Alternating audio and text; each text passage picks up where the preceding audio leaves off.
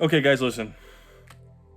I don't claim to be a lot of things in this world, but I feel like, for the most part, I'm able to pinpoint certain things that you need to have success to be a quarterback in the National Football League. Now, I'm not great at predicting those things from college to the pros. I was right about Josh Allen. I was wrong about Zach Wilson. So you kind of give and you take. Everyone's guessing on who they think is going to be good, blah, blah, blah, etc. You know the whole thing. However, this Aiden O'Connell guy, I'm really trying to not overhype this. Listen, he has Derek Carr's number. Let's just say it and then move on, because everyone seems to want to talk about that more than his play. Here's what I'll say. Here's what I see that really stands out to me. And I understand Aiden O'Connell's playing backups, but here's something that you guys have to understand.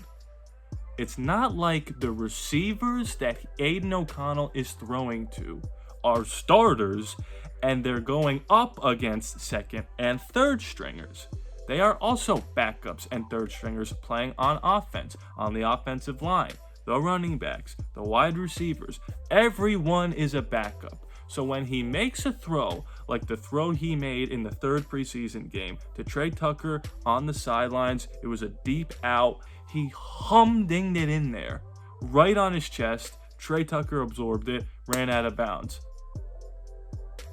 I think this guy's a friggin' dog. Here's what I'll say. Remember that Seahawks game where Derek Carr came out and was just bah, bah, bah, and it was against the first string Seattle Seahawks Legion of Boom?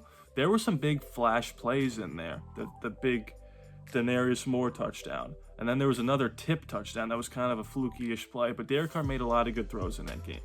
Not a lot of tight window zippers like Aiden O'Connell is doing. I think the thing we have to remember is that I know he's playing against backups. I've established that we're also playing backups. The windows in which this guy's fitting the ball into are professional, grade A windows. I think there are two things you need to be a successful quarterback in the National Football League. Number one, you have to be accurate. It doesn't mean you have to be strong. Peyton Manning notoriously had a weak noodle arm. Didn't matter. He could drop it in the bucket. Joe Montana, weak noodle arm. These guys are all-time great quarterbacks. But what they were was accurate. They could fit it in the tightest of windows, and they were not afraid to make a mistake, which is something that the rookie fourth rounder is showing us. Same pick, by the way, as Dakota Rain Prescott. The rest was history for him. Will the rest be history for Aiden O'Connell? You need to be accurate and you need to be cerebral. And if the reports are to be believed, Aiden O'Connell, and we're just comparing him to Derek Carr because Derek Carr was the quarterback that he is now stepping in line to take over that position with Jimmy G there. Not comparing them just to compare them. If the reports are to be believed, Aiden O'Connell picked up the playbook faster than Derek Carr did, and he knows more of it right now than Derek Carr did halfway through the season. And that's not a shot at Derek Carr. That's a plus to Aiden O'Connell.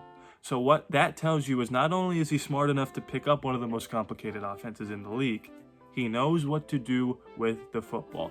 There is times in the preseason games where play after play, he's just making the right read. There were 0 passes that he threw that were interceptable. And every time he completed a pass, there wasn't a guy absolutely wide open. The only mistake he made was missing a guy that was wide open in Trey Tucker down the sidelines in the Rams game. If he hit that, that would have been unbelievable. But here's what I'm saying. You have a smart, educated young man who could zip the football in there with the best of them. And he's fitting them into tight windows, backups on backups. Think about this. When he's throwing to Davante Adams is going to be more open a lot of times than the people that he was hitting in the preseason. Same thing to be said about Jacoby Myers or Michael Mayer or Josh Jacobs out of the backfield. All I'm saying is this. When he gets in there, if he can take a hit against guys like Aaron Donald and TJ Watt hitting him and get back up and zip it in there again, I've seen all I needed to see with Aiden O'Connell. I think he is special. I think he is the future of the franchise. Do I want him to start this year? Absolutely not. Do I want him to start next year? We'll see how this year goes with Jimmy. If we could sit him down for one whole season and not give him more than 3 starts due to an injury, and he can absorb and learn the Josh McDaniels way of playing football and get a rapport with Devontae Adams, who's still in his prime, and a Jacoby Myers, and a Michael Mayer, our young core, and Hunter Renfrow can all be there and lift this kid up. And if he can come in year 2 or year 3, like a Jordan Love seems to be doing, like an Aaron Rodgers did, like a Mahomes did, this could be the break us Raider fans have been looking for since day numero uno. And I think if you watch this kid play, nobody wants to hype anything up. We're not saying he's a future hoofer. Here's what I'm saying.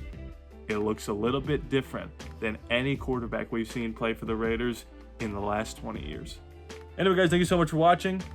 Drop likes, drop comments. If you're new, please be sure to subscribe. It is free after all, no charge to you. Love you guys, and I'll see you next time.